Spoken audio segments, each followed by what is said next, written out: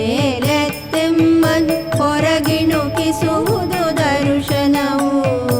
ಇಂದ್ರಿಯ ಸುಖದಿಂದ ತೀಂದ್ರಿಯದೆಡೆ ಒಯ್ಯುವುದೆಮ್ಮನು ದರ್ಶನವು. ಒಯ್ಯುವುದೆಮ್ಮನು ದರ್ಶನವು. ಸಮ್ಯಕ್ ದರ್ಶನ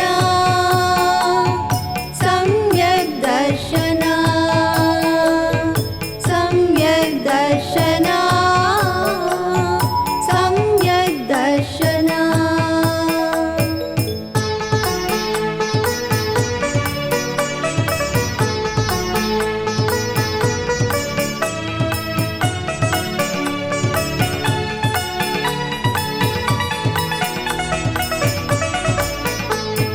ಸಮ್ಯಕ್ ದರ್ಶನದ ಮಹಿಮೆಯನ್ನು ಸಾರುವ ಕಥೆಯನ್ನು ಪೇಳುವೆವು.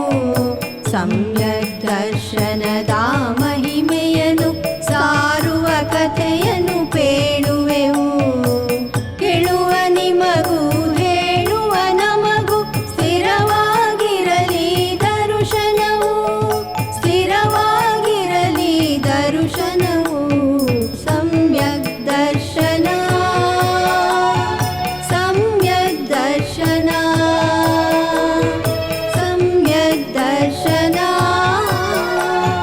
ಸಮ್ಯಕ್ ದರ್ಶನ. ಸಮ್ಯಕ್ ದರ್ಶನದ ಅಷ್ಟಾಂಗಕ್ಕೆ ಇದೋ ನಮ್ಮ ನಮನ. ಇದೋ ನಮ್ಮ ನಮನ. ಇದೋ ನಮ್ಮ ನಮನ. ಪ್ರಿಯ ವೀಕ್ಷಕರೇ, ಪ್ರತಿ ಭಾನುವಾರ ಬೆಳಿಗ್ಗೆ ಚಂದನ ವಾಹಿನಿಯಲ್ಲಿ ಪ್ರಸಾರವಾಗುತ್ತಿರುವ ರತ್ನತ್ರಯ ಕಾರ್ಯಕ್ರಮವನ್ನು ವೀಕ್ಷಿಸುತ್ತಿರುವ ತಮ್ಮೆಲ್ಲರಿಗೂ ಹೃತ್ಪೂರ್ವಕವಾದ ಸುಸ್ವಾಗತ. ರತ್ನತ್ರಯ ರತ್ನತ್ರಯ ರತ್ನತ್ರಯ ರತ್ನತ್ರಯ. ಇಂದಿನ ಕವನಗುಚ್ಛ ಕಾರ್ಯಕ್ರಮದಲ್ಲಿ ವೈದ್ಯರ ಕುರಿತಾದ ಕೆಲವು ಕವನಗಳನ್ನು ಪ್ರಸ್ತುತಪಡಿಸುತ್ತಿದ್ದೇವೆ. ವೈದ್ಯರೆಂದರೆ ದೇವರಂತೆ, ರಾತ್ರಿ ಹಗಲೆನ್ನದೆ ಸೇವೆಗೆ ಸಿದ್ಧರಾಗುವ ಸೈನಿಕರಂತೆ. ಉಸಿರು ನಿಲ್ಲುವವರಿಗೆ ಉಸಿರಾಗಿ ನಿಲ್ಲುತ್ತಾ ಭಯವಿಲ್ಲದೆ ಹೇಸಿಗೆ ಎನ್ನದೆ ತಾಯಂತೆ ಕಾಳಜಿ ಮಾಡುವರು, ತಂದೆಯಂತೆ ಧೈರ್ಯ ತುಂಬುವರು. ದೇಹಕ್ಕೆ ಕೈಯ ಕುಡಿಸಿ ಬದುಕ ಸಿಹಿಯಾಗಿಸುವ ಜಾದೂಗಾರರಂತೆ. ವೈದ್ಯರೆಂದರೆ ದೇವರಲ್ಲವೇ? ವೈದ್ಯರಿಗೆ ನಮ್ಮ ನಮನಗಳು. ಕಣ್ಣಿಗೆ ಕಾಣುವ ನಿಮ್ಮೆಲ್ಲರಿಗೂ ನಮ್ಮ ನಮನಗಳು. ರತ್ನತ್ರಯದ ವೀಕ್ಷಕರಿಗೆಲ್ಲ ವಂದನೆಗಳು.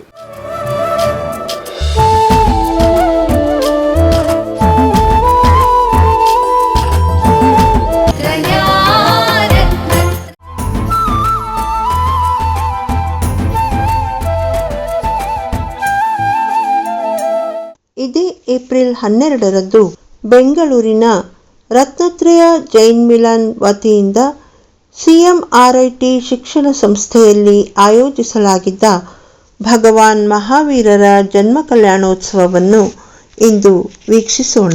ಅಂದು ಮುಂಜಾನೆ ಭಗವಾನ್ ಮಹಾವೀರರ ಮೆರವಣಿಗೆಯನ್ನು ಕಾಲೇಜಿನ ಆವರಣದಲ್ಲಿ ಮಾಡಲಾಯಿತು. ವಿದ್ಯಾರ್ಥಿನಿಯರು, ಮಿಲನ್ ಸದಸ್ಯರು ಮತ್ತು ಅತಿಥಿಗಳು ಸಂಭ್ರಮದಿಂದ ಈ ಮೆರವಣಿಗೆಯಲ್ಲಿ ಪಾಲ್ಗೊಂಡಿದ್ದರು.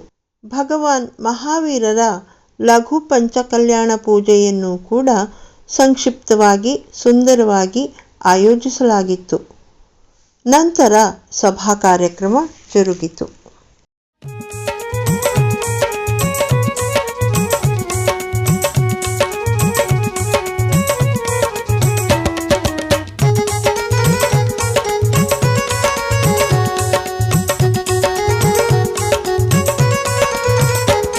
ಮಹಾವೀರ ಸ್ವಾಮಿ ನಾನಿನ್ನೆಡೆಗೆ ಬಂದೆ, ನೀ ಕರುಣಾ ಕಟಾಕ್ಷದಿ ಕಾಪಾಡು ತಂದೆ. ಮಹಾವೀರ ಸ್ವಾಮಿ ನಾನಿನ್ನೆಡೆಗೆ ಬಂದೆ, ನೀ ಕರುಣಾ ಕಟಾಕ್ಷದಿ ಕಾಪಾಡು ತಂದೆ. ಮಹಾವೀರ ಸ್ವಾಮಿ ನಾನಿನ್ನೆಡೆಗೆ ಬಂದೆ, ನೀ ಕರುಣಾ ಕಟಾಕ್ಷದಿ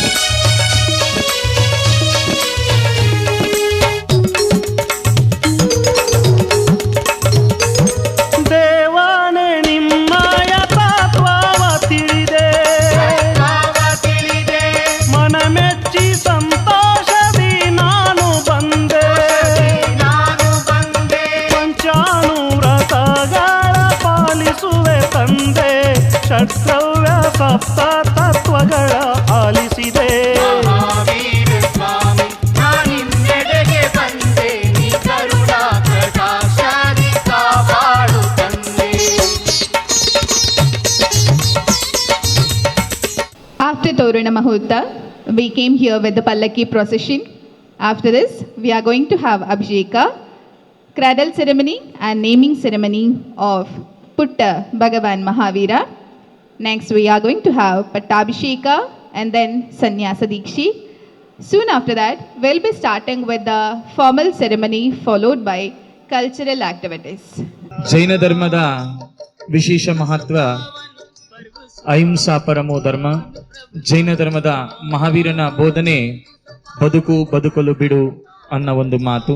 ತೀರ್ಥಂಕರ ಪುರುಷರು ಜನನ ಆದ ಮೇಲೆ 5 ಕಲ್ಯಾಣಗಳನ್ನ ಮಾಡಿಕೊಳ್ತಾರೆ.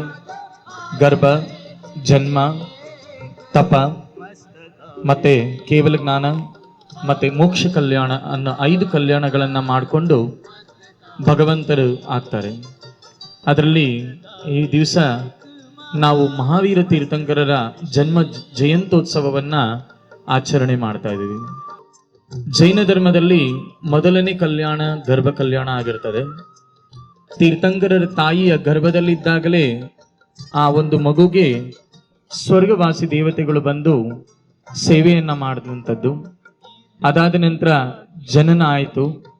ಜನನ ಆದ ನಂತರ ಜಿನ ಶಿಶುವನ್ನ ಸೌಧರ್ಮ ಇಂದ್ರ ಮತ್ತೆ ಸಚಿದೇವಿ ಮೊದಲಿಗೆ ಆ ಮಗುವನ್ನ ನೋಡ್ತಾರೆ.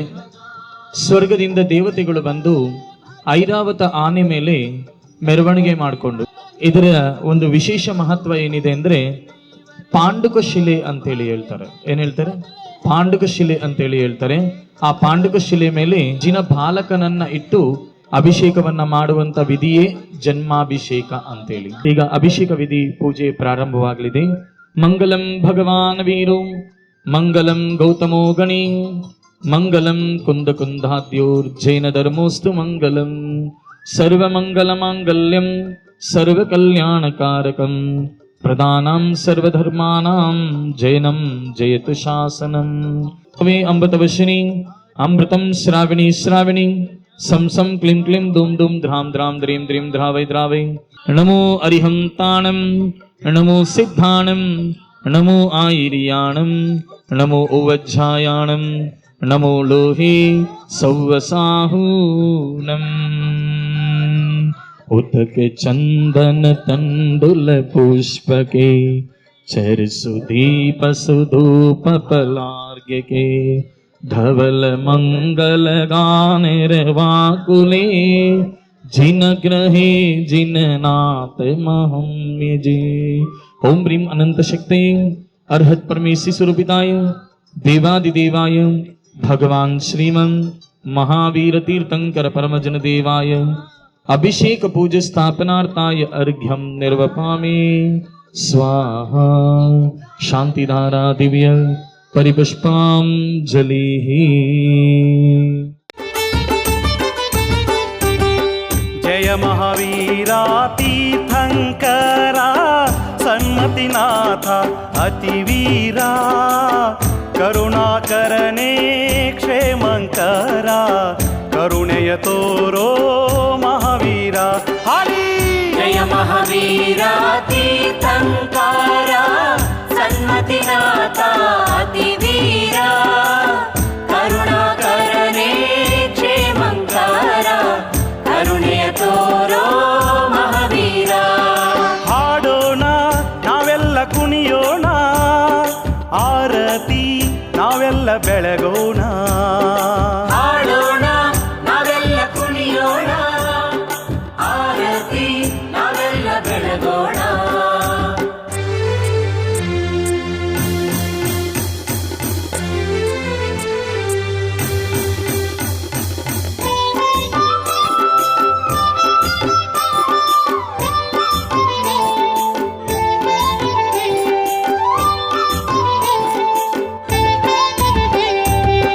ಕುಂಡಲಪುರವು ಪುಣ್ಯದ ನಗರ, ಕುಂಡಲಪುರವು ಪುಣ್ಯದ ನಗರ. ನಾಥ ಸುವಂಶದಿ ಜನಿಸಿದ ವೀರ, ನಾಥ ಸುವಂಶದಿ ಜನಿಸಿದ ವೀರ. ಸಿದ್ಧಾರ್ಥ ರಾಜನವರ ಸುಕುಮಾರ, ಸಿದ್ಧಾರ್ಥ ರಾಜನವರ ಸುಕುಮಾರ. ತ್ರಿಶಲಾ ದೇವಿಯ ಪ್ರೇಮದ ಕುವರ, ತ್ರಿಶಲಾ ದೇವಿಯ ಪ್ರೇಮ ತೀರ್ಥಂಕರ ಸನ್ಮತಿನಾಥ ಅತಿವೀರ ಕರುಣಾಕರನೇ ಕ್ಷೇಮಂಕರ ಕರುಣೆಯ ತೋರೋ ಮಹಾವೀರ. ಜಯ ಮಹಾವೀರ ತೀರ್ಥಂಕರ ಸನ್ಮತಿನಾಥ ಅತಿವೀರ ಕರುಣಾಕರನೇ ಕ್ಷೇಮಂಕರ ಕರುಣೆಯ ತೋರೋ ಮಹಾವೀರ ಕರುಣೆಯ ತೋರೋ ಜಯವೀರ.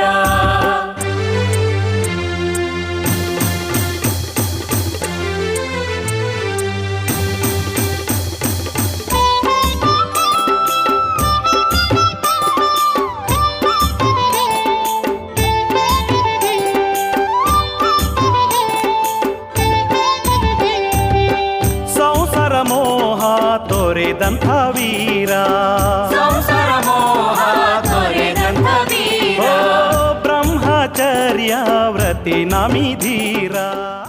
ಅಹಿಂಸಾ ಸಾಮ್ರಾಟ ಶ್ರೀ ವೀರಪ್ರಭು ಶಾಂತಮೂರ್ತಿ ಕರುಣಾಮಯಿ ಶ್ರೀ ವರ್ಧಮಾನ್ ಭಗವಾನ್ ಮಹಾವೀರ ತೀರ್ಥಂಕರರ 2624ನೇ ಜನ್ಮ ಕಲ್ಯಾಣ ಮಹೋತ್ಸವಕ್ಕೆ ತಮ್ಮೆಲ್ಲರಿಗೂ ಹೃದಯಪೂರ್ವಕ ಸ್ವಾಗತವನ್ನು ಕೋರುತ್ತೇನೆ. ಡಾಕ್ಟರ್ ನೀರಜ ನಾಗೇಂದ್ರ ಬಹುಮುಖ ಸಮಾಜ ಸೇವಕರು. ಇವರು ಸಾಲಿ ಗ್ರಾಮ ಮಿತ್ರ ಮಂಡಳಿಯ ಅಧ್ಯಕ್ಷರಾಗಿ, ಮಹಿಳಾ ಒಕ್ಕೂಟದ ಉಪಾಧ್ಯಕ್ಷರಾಗಿ ಹಾಗೂ ಕೆಜೆಎನ್ನಲ್ಲಿ ಸಹ ಕಾರ್ಯದರ್ಶಿಯಾಗಿ ಸಮಾಜ ಸೇವೆಯನ್ನು ಸಲ್ಲಿಸುತ್ತಿದ್ದಾರೆ. Madam, we would like to hear from you please. ಇವರು ಒಂದು ಸಾಮಾನ್ಯವಾದ ವ್ಯಕ್ತಿ ಇಲ್ಲ, ಮಹಾಪುರುಷರು. ನಮ್ಮ ನಿಮ್ಮ ಬರ್ಡೇ ಮಾಡ್ಕೊಳ್ತೀವಿ, ನಾವು ಜನ್ಮದಿನದಂದು ನಾವು ಸಿಹಿ ಹಂಚ್ಕೊಳ್ತೀವಿ. ಆದ್ರೆ ಭಗವಾನ್ ಮಹಾವೀರರಂತ ಮಹಾಪುರುಷರ ಜನ್ಮದಿನದಂದು ಅವರ ಚಿಂತನೆಗಳ, ಬೋಧನೆಗಳ, ಸಾಧನೆಗಳ ಸಿಹಿಯನ್ನ ಎಲ್ಲೆಡೆ ನಾವು ಹಂಚ್ತೀವಿ. ಅಂತಹ ಒಂದು ಕಾರ್ಯಕ್ರಮವನ್ನ ಇಲ್ಲಿ ಆಯೋಜಿಸಲಾಗಿದೆ. ಇದು ಅವರ ಕಟ್ಟ ಕಡೆಯ ಜನ್ಮವಾಗಿತ್ತು. ಮುಂದೆ ಅವರಿಗೆ ಜನನ ಮರಣಗಳಿಲ್ಲ. ಅವರು ಸಂಸಾರ ದುಃಖದಿಂದ ಪಾರಾಗಿ ಅವರು ಮೋಕ್ಷವನ್ನ ತಲುಪಿದ್ದಾರೆ. ಈಗಾಗಲೇ ಮಹಾವೀರರು ಅವರ ಒಂದು ಅಭಿಷೇಕದ ವೈಭವವನ್ನ ನಮ್ಮ ಪುರೋಹಿತರು ಪವನ್ ಪಂಡಿತ್ ಅವರು ಆಗಲೇ ವರ್ಣಿಸಿದ್ದಾರೆ. ಮಗು ಹುಟ್ಟಿದ ಕೂಡಲೇ ಆ ಮಗುವನ್ನ ಲೋಕದ ಅತ್ಯಂತ ತುಟ್ಟ ತುದಿಯ ಪರ್ವತದಲ್ಲಿ, ಅಂದರೆ ಸುಮೇರು ಪರ್ವತದ ಪಾಂಡುಕ ಶಿಲೆ ಮೇಲೆ ಕುಳ್ಳಿರಿಸಿ ಅಭಿಷೇಕವನ್ನು ಮಾಡಲಾಯಿತು. ಯಾಕೆ ಈ ಶಿಶುವಿಗೆ ಇಷ್ಟೊಂದು ಗೌರವ, ಹುಟ್ಟಿದ ತಕ್ಷಣ ಇಷ್ಟು ಗೌರವ ಯಾಕೆ ಪ್ರಾಪ್ತಿಯಾಯಿತು ಅಂತಂದರೆ, ಅಷ್ಟು ನಿಷ್ಕಲ್ಮಶ ಮನಸ್ಸು ಆ ಮಗುವಿಗಿತ್ತು. ಹುಟ್ಟಿದಾಗಲೇ ಅವಧಿಜ್ಞಾನ ಸಂಪನ್ನವಾದಂತಹ ಈ ಶಿಶು, ಅವಧಿಜ್ಞಾನ ಅಂದರೆ ಹಿಂದಾಗೋದು ಮುಂದಾಗೋದು ಎಲ್ಲವನ್ನ ತಿಳಿದುಕೊಳ್ಳುವಂತಹ ಜ್ಞಾನ ಆ ಶಿಶುವಿಗೆ ಇತ್ತು. ನಂತರ ಮಂದ ಕಷಾಯ, ನಮ್ಮ ಏನು ಕ್ರೋಧ, ಮಾನ, ಮಾಯ, ಲೋಭ ಇವೆಲ್ಲ ದುರ್ಗುಣಗಳು, ನೆಗೆಟಿವ್ ಥಿಂಗ್ಸ್ ನಮ್ಮಲ್ಲಿ ಇರುತ್ತಾ, ಅದು ಯಾವುದೂ ಆ ಒಂದು ಶಿಶುವಿನಲ್ಲಿ ಇರಲಿಲ್ಲ. ಆದ್ದರಿಂದ ಮಹಾಪುರುಷರು ಅಂದರೆ ಹಾಗೇನೆ, ತಾವು ಹೋದಲ್ಲೆಲ್ಲ ಪುಣ್ಯದ ಹೊಳೆಯನ್ನೇ ಹರಿಸ್ತಾರೆ. ಅಷ್ಟು ಗೌರವ ಆ ಶಿಶುವಿಗೆ ಸಿಕ್ಕಿತು. ಸಾಕ್ಷಾತ್ ದೇವೇಂದ್ರ ದೇವಲೋಕದಿಂದ ಬಂದು ಆ ಶಿಶುವನ್ನ ಐರಾವತದ ಮೇಲೆ ಕುಳ್ಳಿರಿಸಿಕೊಂಡು ಹೋಗಿ ಚಿನ್ನದ ಕಳಸಗಳಿಂದ ಕ್ಷೀರ ಸಮುದ್ರದ ಜಲದಿಂದ, ಕ್ಷೀರ ಸಮುದ್ರದ ಜಲದ ಮಹತ್ವವೇನು ಅಂತಂದ್ರೆ ಅಲ್ಲಿ ಯಾವುದೇ ಕ್ರಿಮಿ ಉತ್ಪನ್ನವಾಗುವುದಿಲ್ಲ, ಪರಮ ಪವಿತ್ರವಾದಂತಹ ಜಲ. ಈ ಜಲದಿಂದ ಅಭಿಷೇಕವನ್ನ ಮಾಡ್ತಾನೆ. ಇದಕ್ಕಿಂತ ಮರ್ಯಾದೆ ಬೇಕಾ? ನಾವು ಒಂದು ಸನ್ಮಾನ ಪ್ರಶಸ್ತಿಗಾಗಿ ಎಷ್ಟು ಎಲ್ಲರೂ ಹಂಬಲಿಸ್ತಾರೆ, ಬಟ್ ಈ ಜಿನ ಶಿಶುವಿಗೆ ತಾನಾಗಿಯೇ ಅದು ಪ್ರಾಪ್ತವಾಗಿತ್ತು.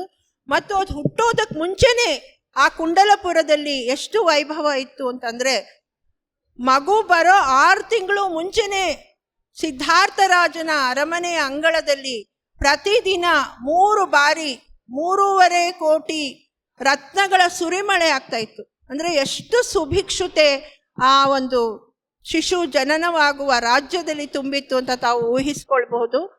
ಹೀಗೆ ಅವರು ಹೋದಲ್ಲೆಲ್ಲ ಪುಣ್ಯದ ಹೊಳೆನೇ ಹರಿಯುತ್ತೆ. ಮತ್ತು ಭಗವಾನ್ ಮಹಾವೀರರು ಅವರಿದ್ದಿದ್ದು ನಂದ್ಯಾವರ್ತ ಅನ್ನುವಂತಹ ಅರಮನೆಯಲ್ಲಿ, 7 ಅಂತಸ್ತಿನ ಅರಮನೆ. ಆಗಿನ ಕಾಲದಲ್ಲೇ ಇತ್ತು. ಇವಾಗ ಮಲ್ಟಿ ಸ್ಟೋರಿಡ್ ಬಿಲ್ಡಿಂಗ್ಸ್ ನಾವೆಲ್ಲ ನೋಡ್ತೀವಿ, ಆಗಿನ ಕಾಲದಲ್ಲೇ ಇತ್ತು. ಮತ್ತು ಅದರ ವಿಶೇಷತೆ ಏನು ಅಂತಂದ್ರೆ, ಅದು ಚಿನ್ನದ ಗೋಡೆಗಳಿಂದ ಕಟ್ಟಲ್ಪಟ್ಟಂತಹ ಅರಮನೆ. ನಾನು ಯಾಕೆ ಇದನ್ನೆಲ್ಲ ಹೇಳ್ತಾ ಇದ್ದೀನಿ ಅಂತಂದ್ರೆ, ಇಷ್ಟು ವೈಭೋಗದ ಮಧ್ಯೆ ಕೂಡ ಅವರಲ್ಲಿ ಸದಾ ವೈರಾಗ್ಯ ಇತ್ತು. ಅವ್ರಿಗೆ ಅವರು ಲೋಕದ ಸಂಕಷ್ಟಗಳನ್ನ ನೋಡ್ತಾ ಇದ್ರು. ಯಾಕೆ ಜನ ಹೀಗೆ ಕಷ್ಟಪಡ್ತಾ ಇದ್ದಾರೆ ಸಂಸಾರದಲ್ಲಿ ಅಂತ ಹೇಳಿ ಅವರ ಮನಸ್ಸಿನಲ್ಲಿ ಯಾವಾಗಲೂ ವೈರಾಗ್ಯ ಭಾವನೆ ಇತ್ತು. ನಾನು ಯಾರು, ನಾನು ಎಲ್ಲಿಂದ ಬಂದೆ, ನನ್ನ ಜೀವನದ ಗುರಿ ಏನು, ಇದನ್ನು ನಾನು ಸಾಧಿಸುವ ಬಗೆ ಏನು ಅನ್ನುವುದರ ಬಗ್ಗೆ ಅವ್ರು ಯಾವಾಗಲೂ ಚಿಂತನೆಯನ್ನ ಮಾಡ್ತಾ ಇದ್ರು.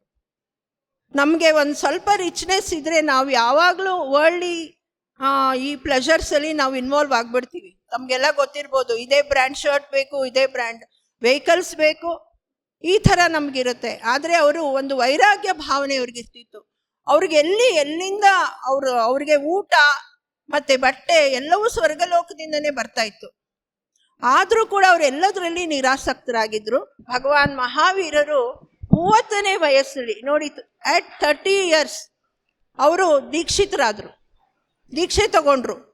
ಯಾಕೆ ಅಂತಂದರೆ ನಾನು ಯಾರು, ರಿಯಲ್ ಹ್ಯಾಪಿನೆಸ್ ಎಲ್ಲಿದೆ, ಶಾಶ್ವತವಾದ ಸುಖ ಎಲ್ಲಿ ಸಿಕ್ಕುತ್ತೆ ಅನ್ನೋದರ ಬಗ್ಗೆ ಚಿಂತನೆ ಮಾಡೋದಕ್ಕಾಗಿ ಅವರು ತಪಸ್ಸಿಗೆ ಹೋಗ್ತಾರೆ. ಅವರು 12 ವರ್ಷ ಕಠಿಣ ತಪಸ್ಸನ್ನು ಮಾಡಿ ಅವರಿಗೆ ಇಲ್ಲಿ ತೀರ್ಥಂಕರರ ವಿಶೇಷತೆ ಏನು ಅಂತಂದರೆ ಹುಟ್ಟುವಾಗ ಅವಧಿ ಜ್ಞಾನ ಇರುತ್ತೆ, ಮತ್ತು ದೀಕ್ಷಿತರಾದ ಕೂಡಲೇ ಮನಃಪರ್ಯಾಯ ಜ್ಞಾನ ಪ್ರಾಪ್ತಿ ಆಗ್ಬಿಡುತ್ತೆ ಅವ್ರಿಗೆ. ನಂತರ ಅವರು 12 ವರ್ಷ ಕಠಿಣ ತಪಸ್ಸನ್ನು ಮಾಡಿ ರುಜುಕೂಲ ನದಿಯ ದಡದಲ್ಲಿ ಅವರಿಗೆ ಕೇವಲ ಜ್ಞಾನ ಪ್ರಾಪ್ತಿಯಾಯಿತು. ಜಸ್ಟ್ ಫಾರ್ ಯುವರ್ ಇನ್ಫಾರ್ಮೇಷನ್, ಕೇವಲ ಜ್ಞಾನ ಅಂದರೆ 4 ಘಾತಿ ಕರ್ಮಗಳನ್ನು ನಾಶ ಮಾಡಿದಾಗ ಉಂಟಾಗುವಂತಹ ಒಂದು ಜ್ಞಾನ, 3 ಲೋಕಗಳನ್ನು ಏಕಕಾಲದಲ್ಲಿ ತಿಳಿದುಕೊಳ್ಳುವಂತಹ ಒಂದು ಜ್ಞಾನ. ಇವಾಗ ನಾವು ಗೂಗಲ್ಗೆಲ್ಲ ಗೊತ್ತಿದೆ ಅಂತ ಹೇಳ್ತೀವಿ, anything you want to search in Google. But ಮಹಾವೀರರಿಗೆ ಹಿಂದಿನ ಮುಂದಿನ ಎಲ್ಲ ಜ್ಞಾನ ಅವರಿಗೆ ಏಕಕಾಲಕ್ಕೆ ಅವ್ರಿಗೆ ಗೊತ್ತಾಗ್ತಾ ಇತ್ತು. ಈ ಜ್ಞಾನ ಪ್ರಾಪ್ತಿ ಆದಮೇಲೆ ತಮಗೆಲ್ಲ ಗೊತ್ತಿರ್ಬೋದು, ಸಮವಸರಣ ರಚನೆ ಆಗುತ್ತೆ. ಸಮವಸರಣ ಅಂದರೆ ಧರ್ಮಸಭೆ. ಸಮವಸರಣದಲ್ಲಿ ವಿರಾಜಮಾನರಾಗಿ 30 ವರ್ಷಗಳ ಕಾಲ ಧರ್ಮ ಬೋಧನೆಯನ್ನು ಮಾಡ್ತಾರೆ.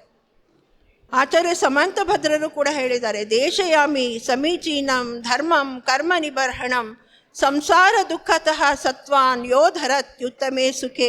ಅವ್ರು ನಮಗೆಲ್ಲ ಹೇಳ್ತಾ ಇರೋದೇನೆಂದರೆ, ನಾವು ಸಂಸಾರಿ ಜೀವಿಗಳು ಯಾವಾಗಲೂ ದುಃಖದಲ್ಲೇ ಇದ್ದೀವಿ, ಸ್ವಲ್ಪ ಸುಖಕ್ಕೋಸ್ಕರ ಆಸೆ ಪಟ್ಕೊಂಡು ಈ ದುಃಖ ಸಾಗರದಲ್ಲೇ ಮುಳುಗಿದ್ದೀವಿ. ಬನ್ರಪ್ಪ, ನಾನು ನಿಮಗೆ ಶಾಶ್ವತವಾದ ಸುಖ ದೊರೆಯುವಂತಹ ಮಾರ್ಗವನ್ನು ಬೋಧಿಸ್ತೀನಿ ಅಂತ ಹೇಳ್ತಾರೆ. ಮಹಾವೀರರು ಈ ಒಂದು ಬೋಧನೆಯನ್ನು ಸಮವಸರಣದಲ್ಲಿ ವಿಹರಿಸುತ್ತಾ ಎಲ್ಲೆಡೆ ಮಾಡಿದರು.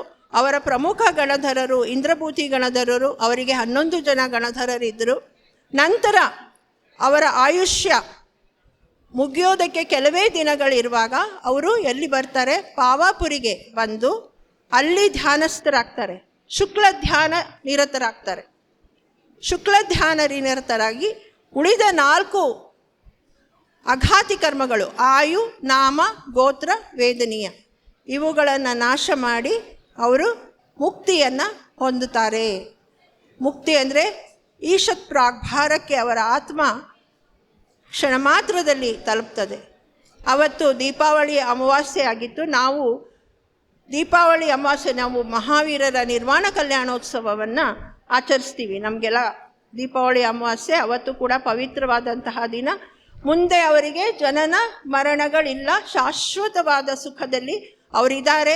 ಕೇವಲ ತಾವು ಮಾತ್ರ ಮೋಕ್ಷಕ್ಕೆ ಹೋಗಲಿಲ್ಲ, ಅವ್ರನ್ನ ಯಾಕೆ ನಾವು ಇವತ್ತು ಕೂಡ ನೆನೆಸ್ಕೊಳ್ತಾ ಇದ್ದೀವಿ? 2624 ವರ್ಷಗಳ ಆದಮೇಲೂ ಕೂಡ ಇಲ್ಲಿ CMRIT ಕಾಲೇಜ್ನಲ್ಲಿ ಈ ಒಂದು ಜನ್ಮ ಕಲ್ಯಾಣೋತ್ಸವವನ್ನು ಯಾಕೆ ಆಚರಿಸ್ತಾ ಇದ್ದೀವಿ? ಇಲ್ಲಿ ನಿಜವಾಗ್ಲೂ ಈ ಕಾಲೇಜಿನ ಸಿಬ್ಬಂದಿ ವರ್ಗದವರನ್ನ ನಾವು ಬಹಳ ನಾವು ವಂದಿಸ್ತೀವಿ ಮತ್ತು ನಾವು ಅಭಿನಂದನೆ ಮತ್ತು ವಂದನೆ ಕೂಡ. ಇದು ಪುಣ್ಯಕ್ಷೇತ್ರವಾಗಿ ಇವತ್ತು ಪರಿವರ್ತಿತವಾಯಿತು. ಇವತ್ತು ಕುಂಡಲಪುರಿಯಲ್ಲಿ ಏನು ಸಂಭ್ರಮ ಆಗ್ತಾ ಇತ್ತು, ಆ ಸಂಭ್ರಮವನ್ನೆಲ್ಲ ನಾವು ಇವತ್ತಿಲ್ಲಿ ವೀಕ್ಷಿಸಿದ್ವಿ. ಆಚಾರ್ಯ ಮಾನತುಂಗರ ಒಂದು ಶ್ಲೋಕವನ್ನು ಹೇಳಿ ನಾನು ನನ್ನ ಮಾತನ್ನು ಮುಗಿಸ್ತಾ ಇದ್ದೀನಿ. ಅವರು ಭಕ್ತಾಮರ ಸ್ತೋತ್ರದಲ್ಲಿ ತಾಯಿಯ ತೀರ್ಥಂಕರ ಮಾತೆಯ ಮಹಿಮೆಯನ್ನು ಈ ರೀತಿ ವರ್ಣಿಸ್ತಾರೆ. ಸ್ತ್ರೀಣಾಂ ಶತಾನಿ ಶತಶೋ ಜನಯಂತಿ ಪುತ್ರಾನ್ ನಾನ್ಯಾಸುತಂ ತ್ವದುಪಮಂ ಜನನೀ ಪ್ರಸೂತ ಸರ್ವಾದಿಶೋ ದಧತಿ ಭಾನಿ ಸಹಸ್ರರಶ್ಮಿಂ ಪ್ರಾಚ್ಯೇವ ದಿಗ್ಜನಯತಿ ಸ್ಫುರದಂ ಶುಜಾಲಂ. ಇದರ ಅರ್ಥ ಏನು ಅಂತಂದರೆ, ಸೂರ್ಯನ ಕಿರಣಗಳು ಎಲ್ಲ ದಿಕ್ಕಿನಲ್ಲಿ ಪಸರಿಸಿದರೂ ಕೂಡ ಸೂರ್ಯ ಪೂರ್ವ ದಿಕ್ಕಿನಲ್ಲಿಯೇ ಮಾತ್ರ ಉದಯಿಸ್ತಾನೆ. ಅದೇ ರೀತಿ ಜಗತ್ತಿನಲ್ಲಿ ನೂರಾರು ತಾಯಂದಿರು ನೂರಾರು ಪುತ್ರರಿಗೆ ಜನ್ಮವನ್ನು ಇಟ್ಟಿದ್ದರೂ ಕೂಡ ಮಹಾವೀರರಂತಹ ಪುತ್ರನಿಗೆ ಜನ್ಮ ನೀಡಲು ಇಂತಹ ಗರ್ಭಕ್ಕೆ ಮಾತ್ರ ಸಾಧ್ಯವಾಗುತ್ತದೆ. ಆದ್ದರಿಂದ ಪ್ರಿಯಕಾರಿಣಿ ದೇವಿ ಇಲ್ಲಿ ಇವರು ಮಾನತುಂಗಾಚಾರ್ಯರು ಆದಿನಾಥರ ತಾಯಿ ಬಗ್ಗೆ ಹೇಳಿದ್ದಾರೆ, but it applies to all Tirthankaras mothers. So ಇಂತಹ ಪುತ್ರನಿಗೆ ಜನ್ಮವನ್ನಿತ್ತ ತೀರ್ಥಂಕರರ ಮಾತೆಯನ್ನು ಕೂಡ ನಾವು ಇವತ್ತು ನೆನೆಯೋಣ. ಇಷ್ಟು ಹೇಳ್ತಾ ಇಲ್ಲಿಯವರೆಗೂ ಬಹಳ ಸಾವಧಾನದಿಂದ ಆಲಿಸಿದ ತಮ್ಮೆಲ್ಲರಿಗೂ ಮತ್ತೊಮ್ಮೆ ಮಗದೊಮ್ಮೆ ಮಹಾವೀರ ಜನ್ಮ ಕಲ್ಯಾಣೋತ್ಸವದ ಶುಭಾಶಯಗಳನ್ನು ಹೇಳ್ತಾ, ಪ್ರತಿ ಬಾರಿ ತಾವು ಈ ರೀತಿ ಆಚರಿಸಿ ಮತ್ತು ಎಲ್ಲ ಸ್ಟೂಡೆಂಟ್ಸ್ ಇನ್ವಾಲ್ವ್ ಆಗಬೇಕು ಅಂತ ಹೇಳ್ತಾ ನಾನು ಮಾತನ್ನು ಮುಗಿಸ್ತೀನಿ. ಇದೀಗ ನಾನು doctor Shanti HOD of AIDS ನಿಮ್ಮೊಂದಿಗೆ ವಿನಂತಿ ಮಾಡಿಕೊಳ್ತಿದ್ದೇನೆ, ಈ ಗಣ್ಯರಿಗೆ ಒಂದು ಚಿಕ್ಕ ಮೆಮೆಂಟೋ ನೀಡಬೇಕೆಂದು.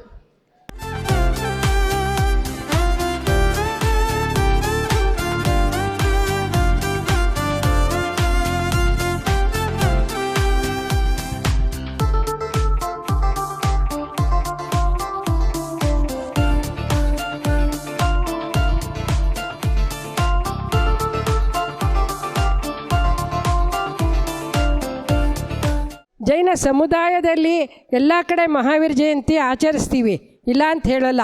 ಈ ಕಾಲೇಜ್ ಗ್ರೌಂಡಲ್ಲಿ ನಡೆಸಿದ್ದೀರಾ, ಮಕ್ಕಳಿಗೆಲ್ಲ ಮಹಾವೀರ ಜಯಂತಿ ಅಂದರೆ ಏನು ಅಂತ ತಿಳಿಸಿದ್ದೀರಾ ಅವ್ರಿಗೆ. ಅದಕ್ಕಾಗಿ ನಾನು ಮತ್ತೊಮ್ಮೆ ಧನ್ಯವಾದಗಳನ್ನು ಹೇಳೋಕ್ಕೆ ಇಷ್ಟಪಡ್ತಾ ಇದ್ದೀನಿ. Vardhamana Mahavira and belonged to a royal family. However, he renounced his luxurious life in the age of 30 in search of enlightenment. After 12 years, intense meditation and asceticism, he attained omniscience and spent the rest of his life spreading his teachings. These 5 principles are ahimsa, non-violence; satya, truthfulness; asteya, non-stealing; brahmacharya, chastity; aparigraha, non-attachment. The goal of these principles is to achieve spiritual peace, a better rebirth or liberation. Mahavir Jayanti is not just a religious festival, but a day to reflect on compassion, morality, and non-violence. It teaches us the people to lead a simple and peaceful life by following the path of truth, forgiveness, ahimsa, etc. Thank you.